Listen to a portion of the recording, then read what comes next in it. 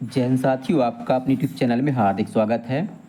साथियों, आज हम मध्य प्रदेश लोक सेवा आयोग द्वारा आयोजित सहायक प्राध्यापक परीक्षा को लेकर लेखक जयशंकर प्रसाद की कहानी पुरस्कार पर जो महत्वपूर्ण ऑब्जेक्टिव प्रश्न हैं उन पर चर्चा करेंगे। तो साथियों, देखते हैं पहला प्रश्न है कि जो पुरस्कार कहानी है इसके लेखक कौन हैं। तो इसके लेखक जो हैं जयशंकर प्रसाद जी हैं।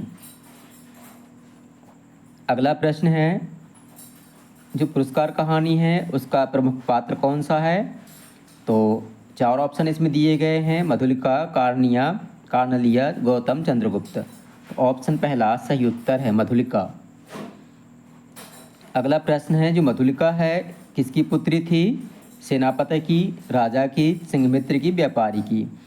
तो ये जो है सिंघमित्र की पुत्री थी। अगला है, सिंघमित्र को किस रूप में जाना जाता था। तो इसको जो है वीर योद्धा के रूप में जाना जाता था। बनारस के युद्ध में जो है राजा की सहायता इन्होंने की थी। अगला प्रश्न है, कहानी में जिस राज्य का वर्णन है वह कौन सा है। तो कहानी में कौशल राज्य का वर्णन है।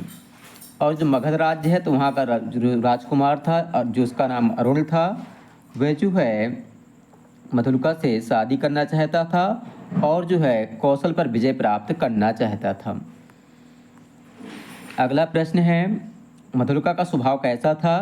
तो इसका स्वभाव जो है स्वाभिमानी था। अगला प्रश्न है, राजकीय कृषि उत्सव में मधुलिका की भूमिका जो भाव था क्या हुआ था। मधुलिका की भूमिका क्या हुआ था। तो ये लिखा है कि पुरस्कार हेतु चुनी गई थी, ऑप्शन गलत है। उसमें क्या है कि राजा जो है उसकी खेती पर मतलब हल चलाते थे तो वो खेती राजा की हो जाती थी। तो ये ऑप्शन भी सही हो सकता है। अगला प्रश्न है, भूमि के बदले राजा ने मधुलिका को क्या दिया। तो स्वर्ण मुद्राएं दी जिसको उन्होंने राजा पर अर्पित कर दी थी। अगला प्रश्न है, मधुलिका ने स्वर्ण मुद्राओं को क्या किया था। तो लौटा दी थी, यानी कि उनने राजा पर अर्पण कर दी थी। अगला प्रश्न है, मधुलिका ने राजा का पुरस्कार जो है क्यों अस्वीकार कर दिया था। कि वह जो है अपने पूर्वजों की भूमि को बेचना अनुचित मानती थी। अगला प्रश्न है, अरुण किस राज्य का राजकुमार था। तो अरुण जो है मगध का राजकुमार था। अगला प्रश्न है, अरुण और मधुलिका के बीच क्या संबंध विकसित हुआ। तो उनके बीच जो है प्रेम संबंध विकसित हुआ था। अरुण का वास्तविक उद्देश्य क्या था, कौशल राज्य पर अधिकार करना। अगला प्रश्न है, मधुलिका को अरुण के षड्यंत्र का पता चलने पर उसने क्या किया। उसने जो है जो सेनापति थी यानी कि राजा को उसने सूचना दी। अगला प्रश्न है, मधुलिका ने व्यक्तिगत प्रेम से ऊपर किसे रखा। तो उसने जो है कर्तव्य और राष्ट्र हित को रखा था। अगला प्रश्न है, अरुण को अंततः क्या दंड मिला। तो उसको जो है मृत्युदंड मिला। मधुलिका ने राजा से अपने लिए क्या मांगा। स्वयं को भी मृत्युदंड उसने मांगा था।